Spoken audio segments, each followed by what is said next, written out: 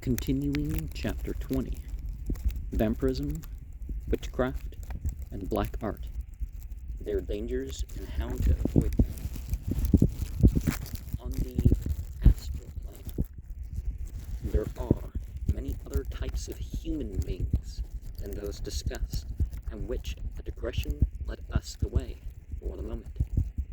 Of these, perhaps the most terrible are the vampire and the werewolf, the incubi and succubi of medievalists, and going still farther back about the entities under different names differ very little from the vampire, about which so much was heard in 1730. In Hungary and Serbia, one reason why these countries are singled out is because their inhabitants have a strain of fourth race blood in them, and the true vampire belongs to this race. People of today are of the fifth great race and have outgrown these beings of previous evolution. The Encyclopedia Britannica remarks on the subject of vampires: the persons who turn vampires generally are wizards, witches, suicides,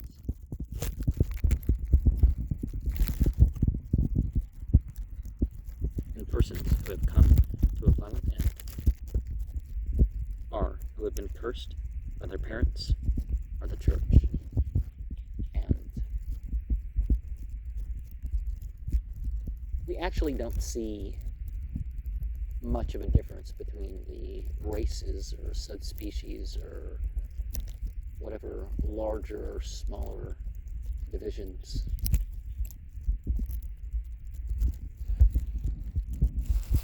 But is it the people that turn vampires after they're dead? Or is it something else? Perhaps moving a sense of them, like zombies. It will be seen that there is much in this definition with which we can agree. Unfortunately for humanity, these terrible creatures are not rare, and increase as time goes on. For although they have the power to perpetuate their bodies for many centuries, their victims are likely to become insane unless they learn how to protect themselves against them. The nature of these beings may be gathered from the following account.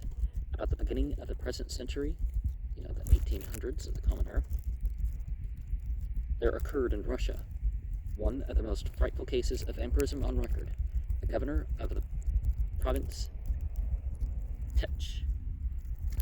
Is that supposed to be Teh or Toe? It looks like Touch, but there's some characters missing in some stuff here. Was a man of about 60 years, of a malicious, tyrannical, cruel, and jealous disposition. Clothed with despotic authority, he exercised it without stint. As his burial instincts prompted, he fell in love with the pretty daughter of a subordinate official. Although the girl was betrothed to a young man whom she loved, the tyrant forced her father to consent to his having her marry him, and the poor victim, despite her despair, became his wife. His jealous disposition exhibited itself. He beat her, confined her to her room for weeks altogether, and prevented her from seeing anyone except in his presence. He finally fell sick and died. Finding his end approaching, he made her swear never to marry again, and with fearful oaths threatened that, in case she did, he would return from the grave and kill her. He was buried in the cemetery across the river, and the young widow experienced no further annoyance until, nature getting the better of her fears, she listened to the importunities of her former lover, and they were again betrothed. On the night of a customary betrothal feast, when all had returned, the old mansion was aroused by shrieks proceeding from her room. The doors were burst open, and the unhappy woman was found lying on her bed in a swoon. At the same time, a carriage was heard rumbling out of the courtyard. Her body was found to be black and blue in places, as from the effect of pinches, and from a slight puncture on her neck, drops of blood were oozing. Upon recovering, she stated that her deceased husband had suddenly entered her room, appearing exactly as in life, with the exception of a dreadful pallor, that he had upbraided her for her inconstancy, and beaten and pinched her most cruelly. Her story was disbelieved, but the next morning the guard stationed at the other end of the bridge, which spans the river, reported that just before midnight, a black coach and 6 had driven furiously past them toward the town without answering their challenge. That doesn't really indicate anything except some sort of drug that was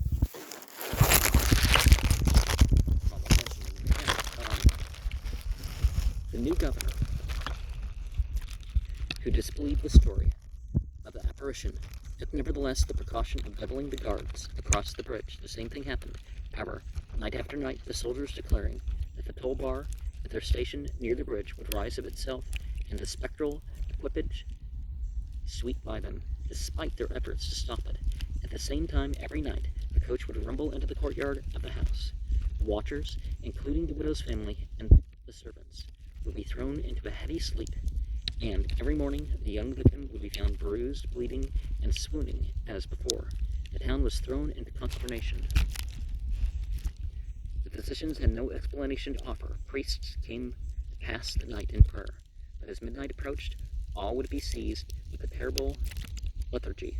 Finally, the archbishop of the province came and performed the ceremony of exorcism in person. But the following morning, the governor's widow was found worse than ever. She was now brought to death's door.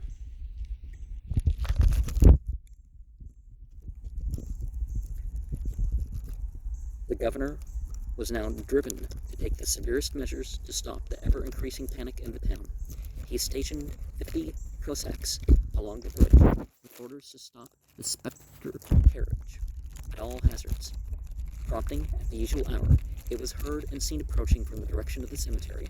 The officer of the guard and a priest bearing a crucifix planted themselves in front of the toll bar and together shouted, "In the name of God and the Tsar, who goes there?"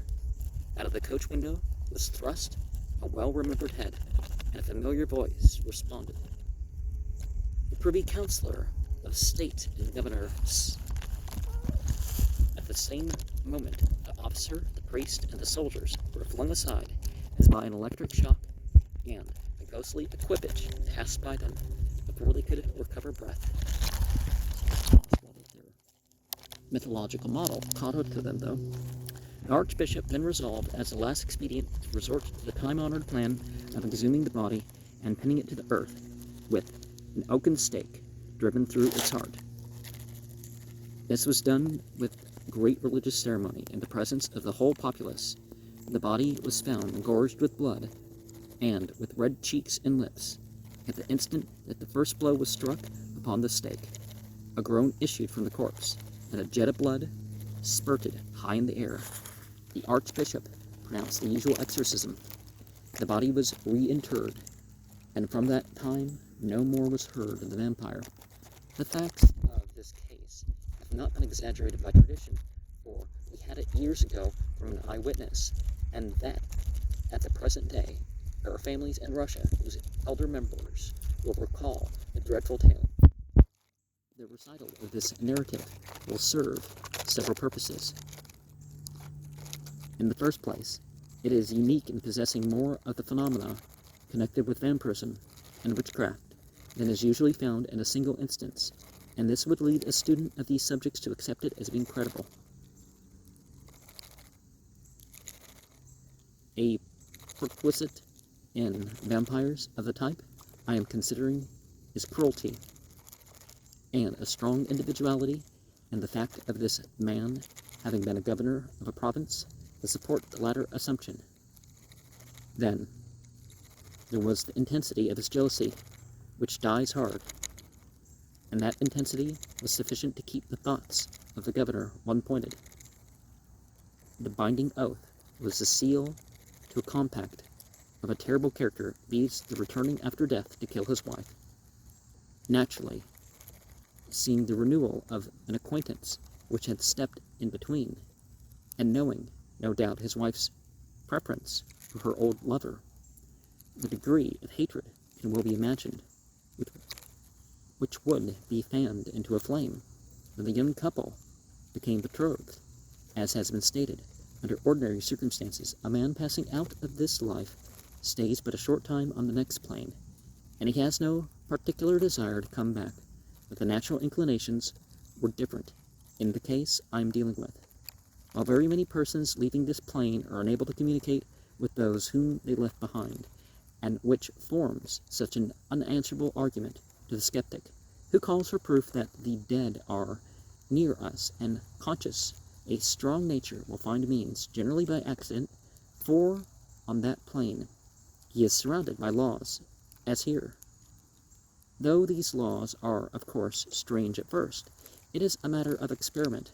A case was reported in the daily press in April of 1904, where a telegraphist could, by holding the hands of two friends and making an effort will cause a coin to rise from the table several inches.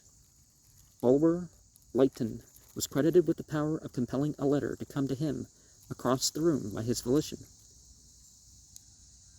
Now, on the same table, it's doable by static electricity, but a popular weekly also gave an experiment lately, how a ping-pong ball could be made to advance or recede by an effort of the will. Now, these feats will,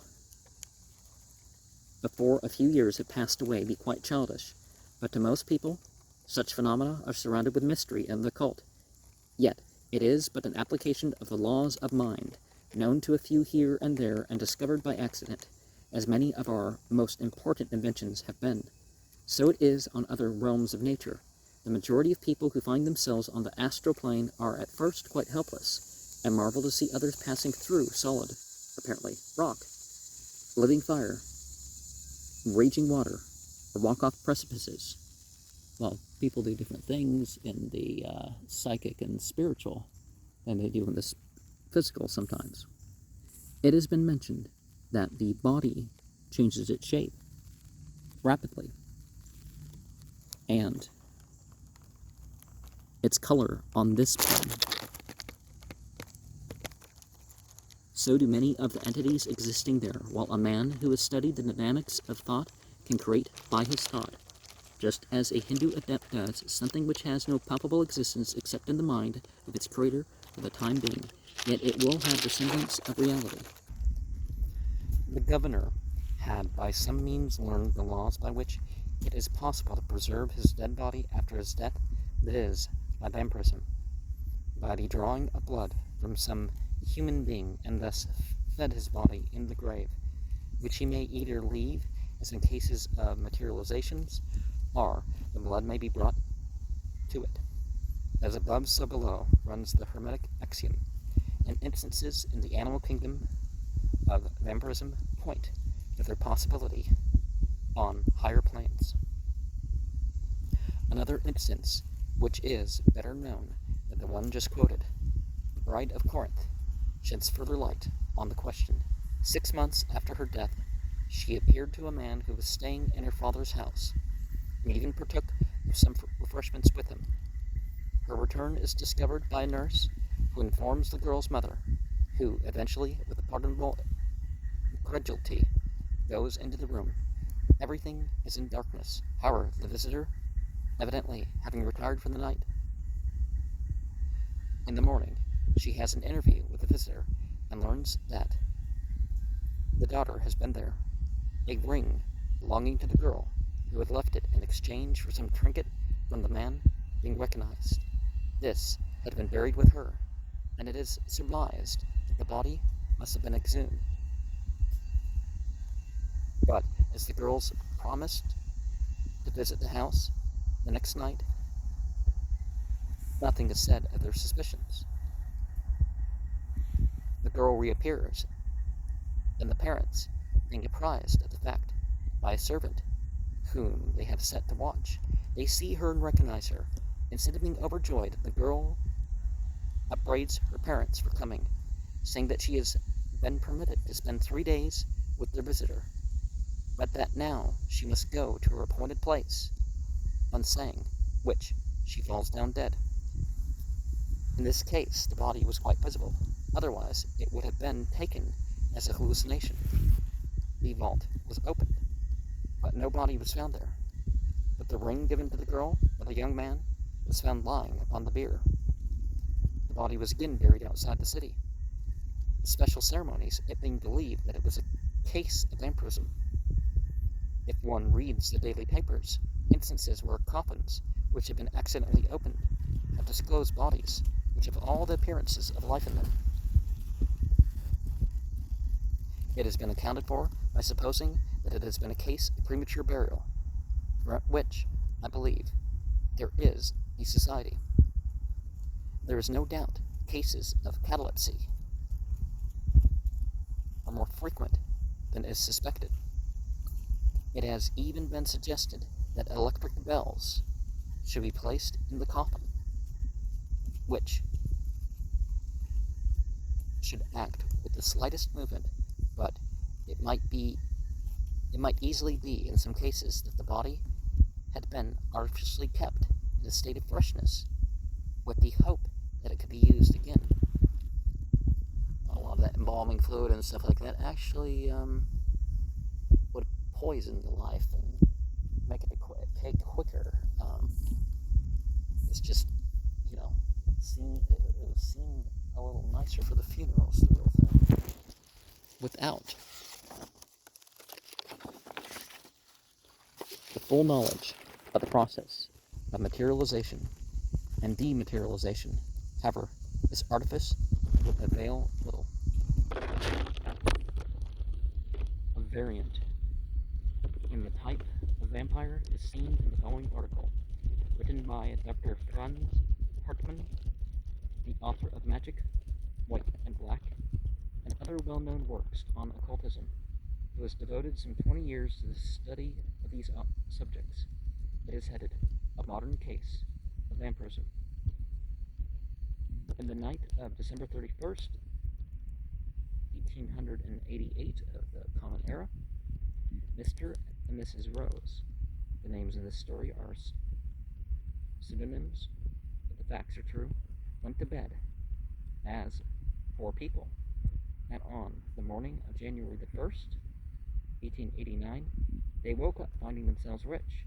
An uncle to whom they owed their poverty, because he kept them from coming into the legal possession of the rightful property, had died during the night. There are some occurrences of an occult character connected with this event, which will be interesting to those who wish to find practical proofs and demonstrations in their investigations of the night side of nature. Mr. Rose is a young, a very clever, professional man in this city, who being at the beginning of his career has, therefore, only an exceedingly limited number of clients. His young wife is one of the most amiable ladies whom it has been my good fortune to meet, a spiritually minded woman, and more of a poetess than an economist. She had been brought up under the most affluent circumstances, her father being very rich, and she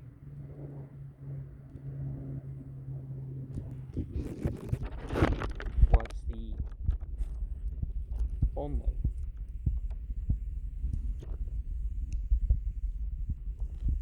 and therefore the pet child in her luxurious home. It would be too complicated a task to tell how it happened that the property which she inherited fell first into the hands of her uncle, a spiteful and avaricious man. Sufficient to say that this man, whom I will call Laurence, had, by his intrigues and lawsuits, managed to keep Miss Rose's property in his hands, giving her and her husband no support whatever. More than once, they were forced to borrow money from their friends in order to keep themselves from starvation. As Uncle Laurence was in the last stage of consumption, their only hope was that his death would soon put an end to his lawsuits and bring them into possession of what rightfully belonged to them.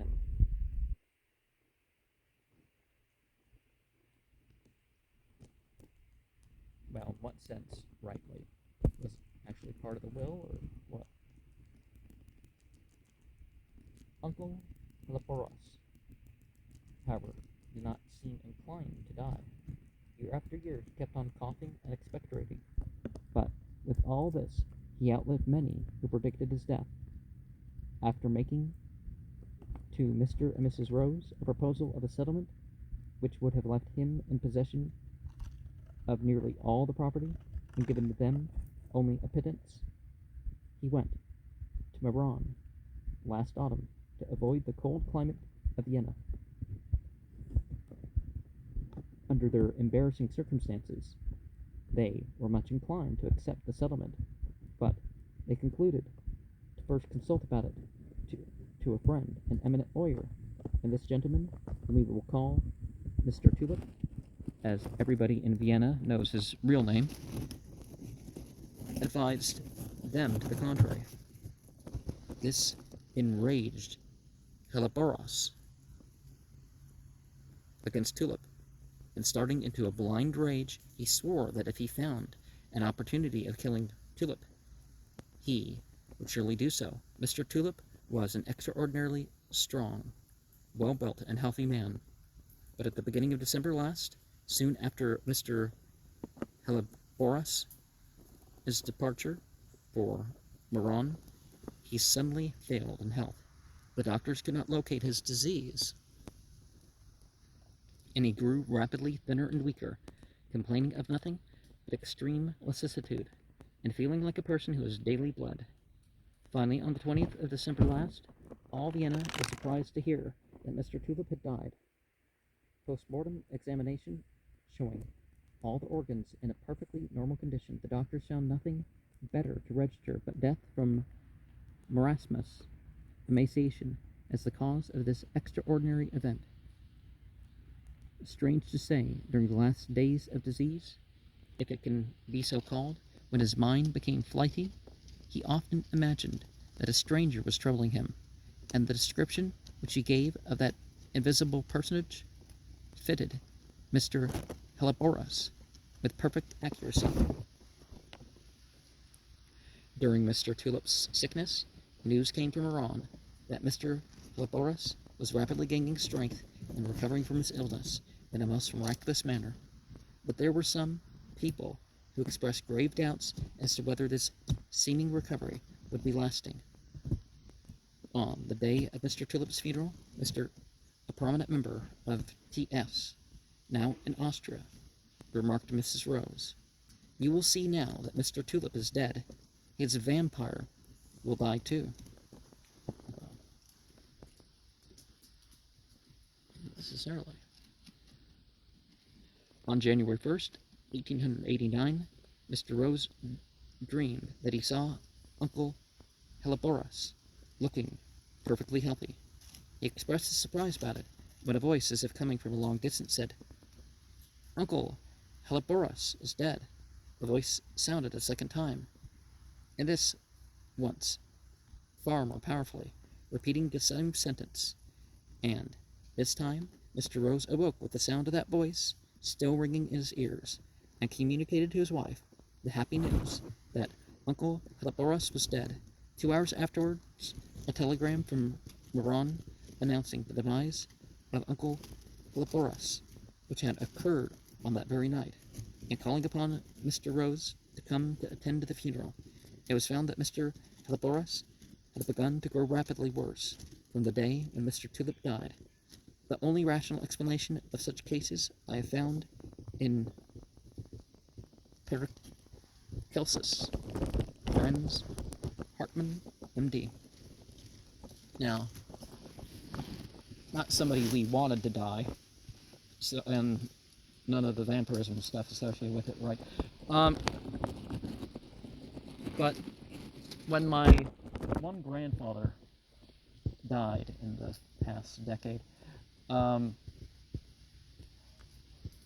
pretty much exactly around the time that he was about to have died, I woke up.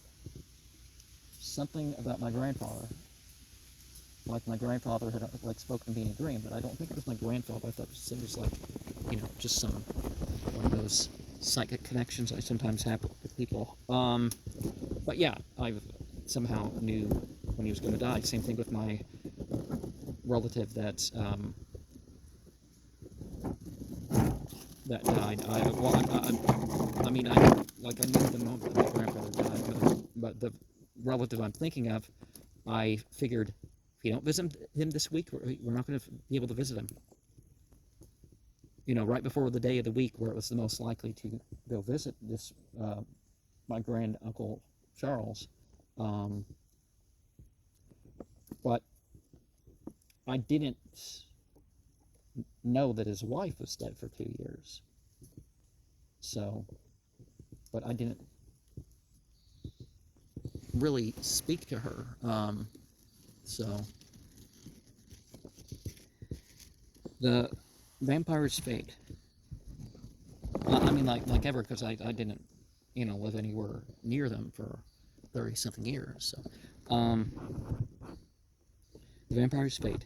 There can be no doubt that the strong wish to injure Mr. Tulip was sufficient to form a tie between the uncle and himself, which permitted the absorption of vitality from the one to the other in a manner to be explained later. It is only possible for a man to become a vampire by leading a really wicked and utterly selfish life. The most vivid dyed villain has nearly always some redeeming point, and this would be sufficient to prevent so awful a fate befalling him as an inclusion in this class of entity.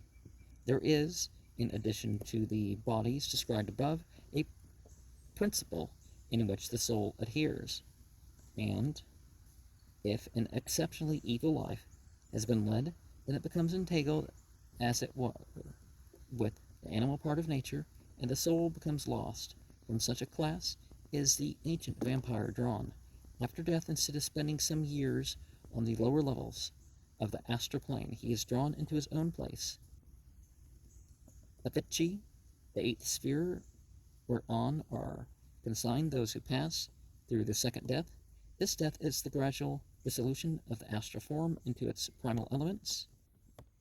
The soul, as a half-animal principle, becomes paralyzed and grows unconscious of its subjective half, and in proportion of the sensuous development of the brain and nerves, sooner or later it finally loses sight of its divine mission on earth.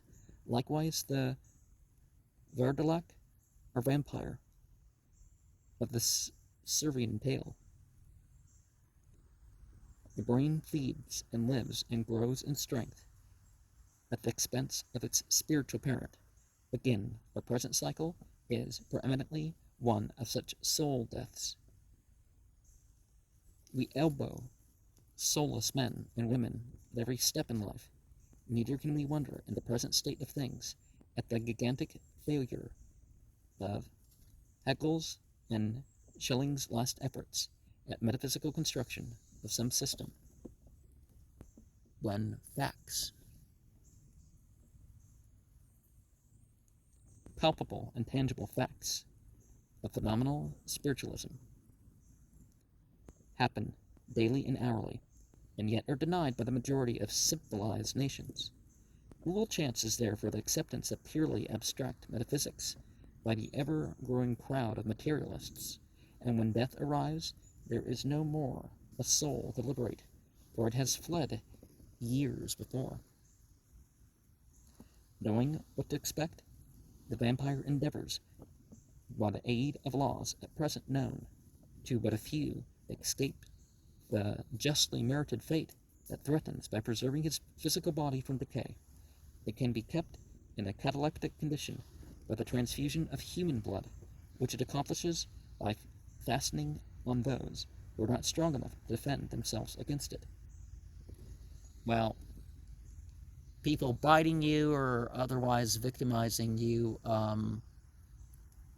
sometimes in the vampire story, it's not they bite and suck blood, it's like they sexually assault the person. And that occurs of pretty much every type, I guess.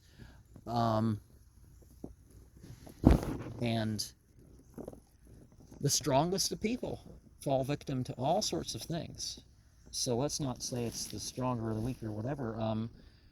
I lived in a state where I heard that somewhere else in the state there was a Green Beret that was raped by a woman, a pregnant woman, and sometimes it's the idea that you're stronger and whatnot that, you know, causes you to hesitate, and that's it. You can hesitate just a little bit, and that's, you know,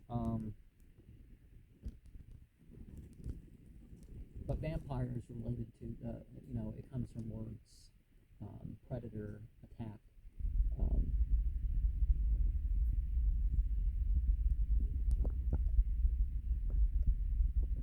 perhaps the most sensational fiction with regard to the vampire, after Sheridan Le Fanu's Carmilla, is to be found in Dracula, but it is very morbid reading. The book is quoted here because so much information in reference to the vampire is given, which want of space forbids enlarging upon here. Robert Louis Stevenson's romance of the strange case of Dr. Jekyll and Mr. Hyde illustrates other phases and may interest the reader.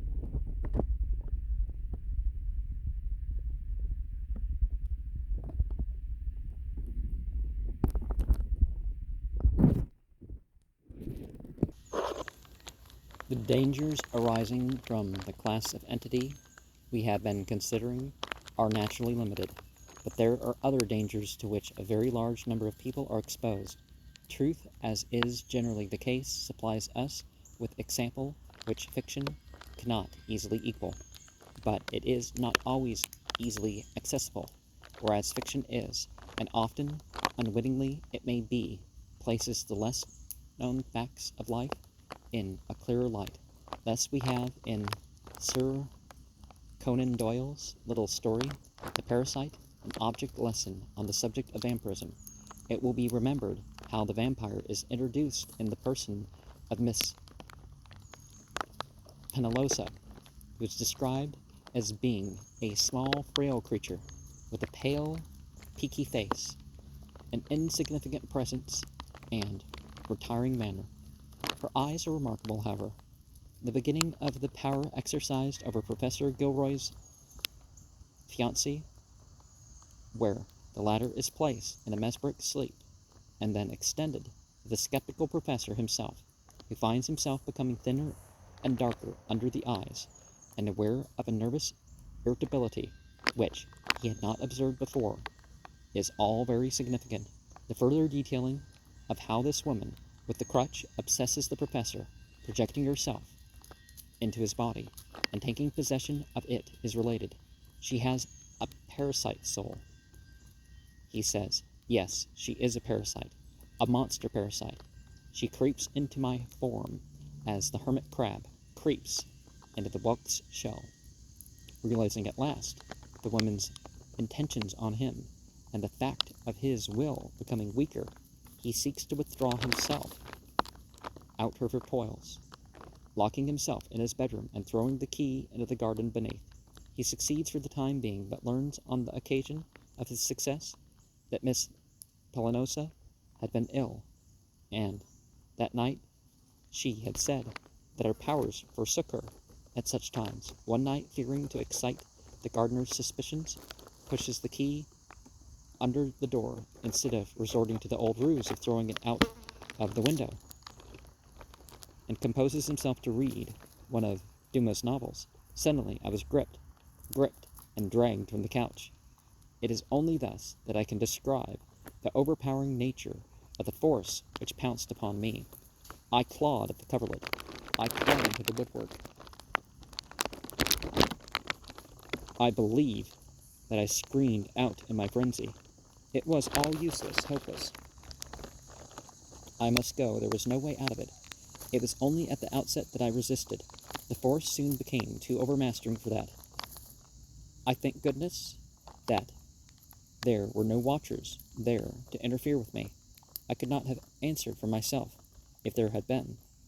And besides, the determination to get out there came to me also. The keenest, coolest judgment in choosing my means, I lit a candle and endeavored, kneeling in front of the door, to pull the key through with the feather end of a quill pen. It was just too short, and pushed it farther away. Then, with quiet persistence, I got a paper knife out of one of the drawers, and with that I managed to draw the key back. I opened the door, stepped into my study, took a photograph of myself from the bureau, wrote something across it, placed it inside of my coat, and then started off for Wilson's. He then finds himself in her presence, and her hands in his, and making professions that he loathes. While he utters, he frees himself by mighty effort, and in scathing language empties the vials of his wrath on her head, and rushes away, the spell broken. The victory seems to be of brief duration. Miss Polinosa recovers sufficiently to visit him, and warns him if he persists in scorning her love, he may know what to expect. He laughs at her threats, but almost immediately experiences her influence upon him. The unburdening of his troubles to his college professor does not relieve him of the demoniacal possession, and the prescription of chloral and bromide is consigned to the gutter. The continuance of the vampire's wiles, where she seeks to destroy his popularity as a lecturer by confusing his thoughts upon his subject, ending with the university authorities taking his lectureship from him. His lectures, having become the laughing stock of the university, drive him into extremities. And the most dreadful part of it all is my loneliness. Here I sit, in a commonplace English bow window, looking out upon a commonplace English street, with its garish buses and its lounging policemen, and behind me there hangs a shadow, which is out of all keeping with the age and place. In the home of knowledge I am weighted down and tortured by a power of which science knows nothing. No magistrate would listen to me. No paper would discuss my case. No doctor would believe my symptoms. My own most intimate friends would only look upon it as a sign of brain derangement. I am out of all touch with my kind. Silently and with devilish subtlety, the woman winds her coils about him more closely, causing him to rob a bank, half kill a friend, and almost disfigure the features of the girl he loves. How far the machinations of the woman might have been carried is impossible, but her death puts an unexpected end to them. Some modern cases. Turning from fiction to fact, Mr. de Younger gives one of several instances which have come under his notice of cases allied very closely to vampirism in his book. A man came to him for help, having been recommended to him. He had been troubled for a long time with voices sounding in his ears and threatening him with bodily harm. The voices had pursued him even to Mr. Younger's house in Bayswater, and the victim could then hear them talking. Mr. Younger, whom the writer remembers as a tall, well-made, vigorous man, made a number of passes round the patient, and after a time the voices ceased, and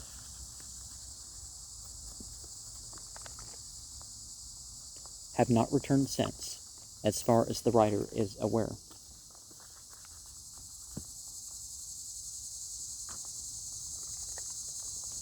The writer received a letter a few months ago from a French lady in London who had been staying in Harrogate last summer. When I went to Harrogate, I was better, and the distressing feeling of fright I had constantly, day and night, vanished for a time, but it has now assumed its sway. It begins at night when I am out of doors. It is as if I was pursued.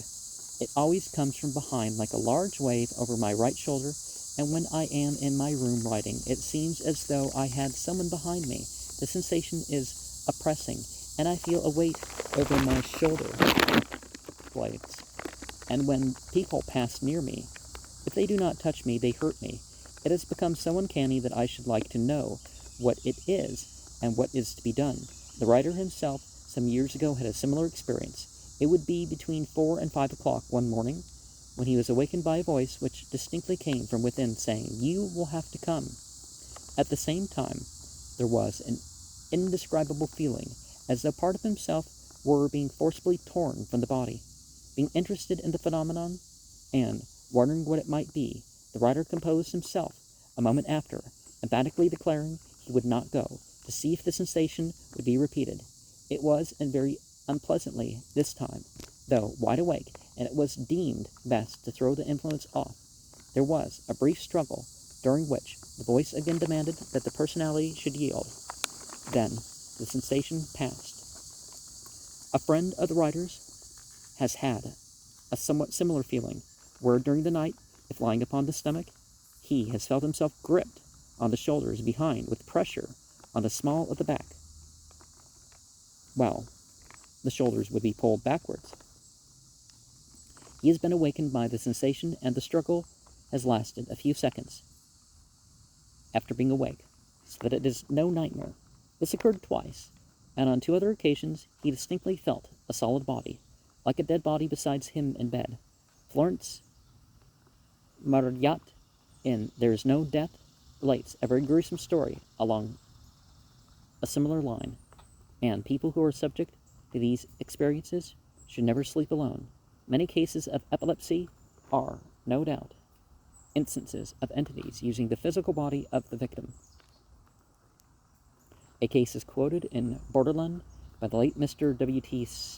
Stead, editor of the Review of Reviews.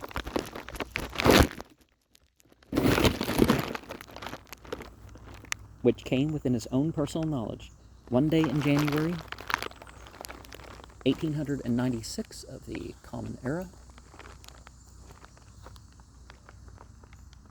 a young man, an officer in the British Army, came to his office and said that some time back he had taken up automatic writing. This for the benefit of those to whom the phrase may be new, is sitting with the mind passive, pen in hand, and permitting the hand to be used by one's own inner consciousness or other entities. Well, there's a difference between that, right? The free association or the free roaming and opening yourself to beings that take control, and not knowing who these beings are, not controlling that to any degree, what you've opened yourself up to. So there's a difference between that, and I wouldn't recommend calling up various beings to possess you so some message can come through. No. Many books have been so produced, the phenomenon being a very common one, being charmed with the novelty of one thing. The young man had neglected nearly every day, allowing himself to be used 8 to 10 hours at a stretch at a time. Gradually, the intelligence or entity gained such possession of his faculties that he said, "I no longer felt I belonged to myself.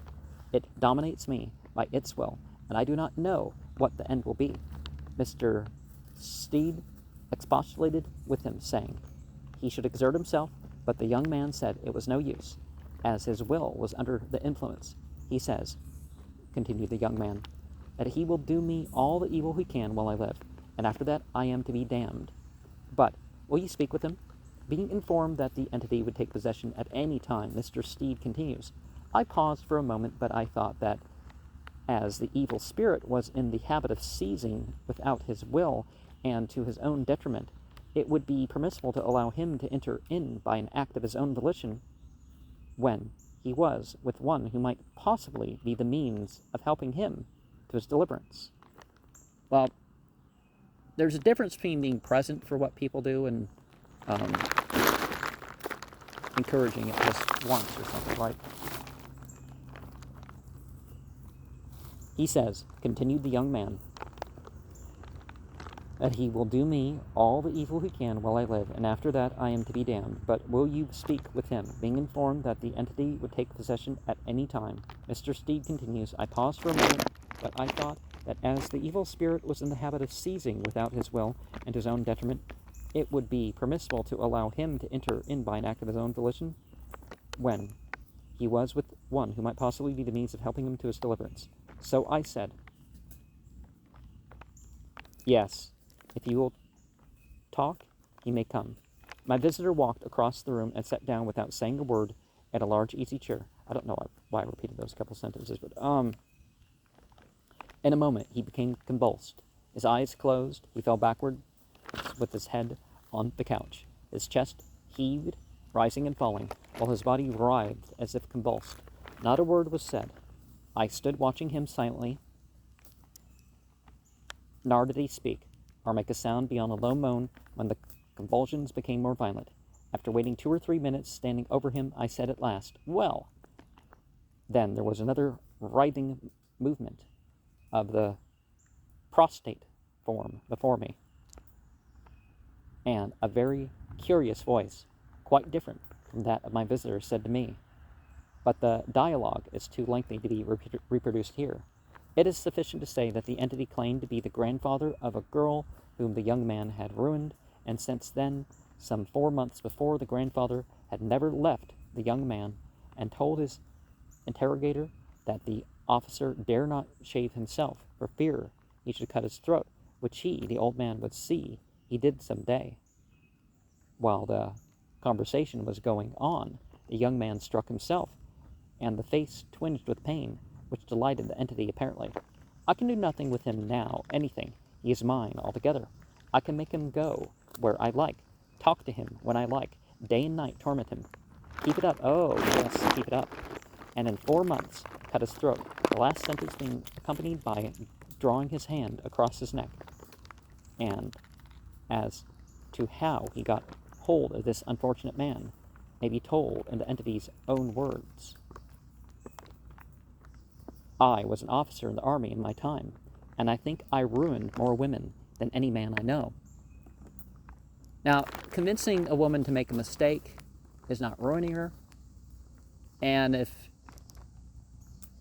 you're the one who's done the victimizing, then again, if anything, you're the one, because you're the victimizer, that has, done the ruining. But then I came over here, and for 50 years, what have I had to do but go about seeing girls, pretty girls, falling in love with them, not being able to speak to them, tormented with the desire, but unable to gratify it. He watched until the young man took up the Ouija board and got answers from somebody. Then thinks he will try handwriting, takes a pen. I see him. I'm passing. I see what he is doing. Remember about my granddaughter? I wait. I think I can get at him. Someday he thinks he will try automatic handwriting. Takes a pen in his old fist. I took his hand and wrote. Called myself Lucy, I did. Lucy, nice girl. Always said her prayers, beautiful spirit. Come to lead him into the paths of virtue. Ho, did I not fool him? I've tortured him for 4 months. I will torture him for another 4. Then I will cut his throat. Yes, I will. Well, there are spirits and dead relatives and all that stuff too. So, Mr. Steed brought the conversation to a termination by telling the obsessing entity that it would do nothing of the kind and that it would have to clear out, as it had been there quite long enough. He did not speak again. A few convulsive movements followed. A long sigh, and then my visitor slowly rose to his feet, rubbing his eyes. Taxed with the story related to Mr. Steed, the young man admitted its truthfulness, and was despondent as to being able to throw the evil influence off, though Mr. Steed pointed out that he, the young man, still had some will left, as he would not have come to him had it been otherwise. Mr. Steed advised him to try and find the young lady who could help him, but the young man said that if he did, he would kill him that night. I will conclude the article with a closing paragraph. Well,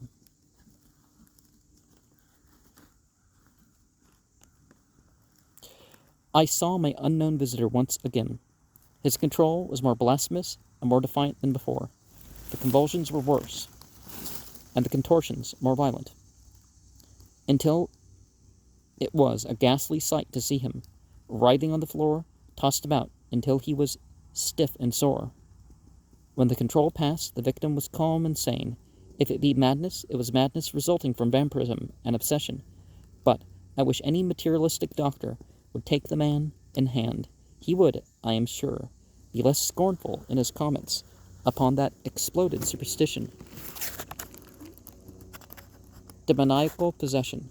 In the following issue, Mr. Steed states that he received letters from the gentleman whose case has just been described, and that had evidently not been relieved from the obsession.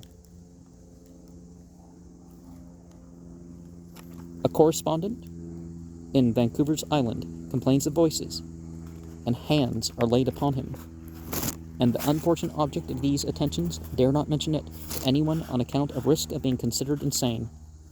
Well, insanity is not having different perception. Insanity is something different, right?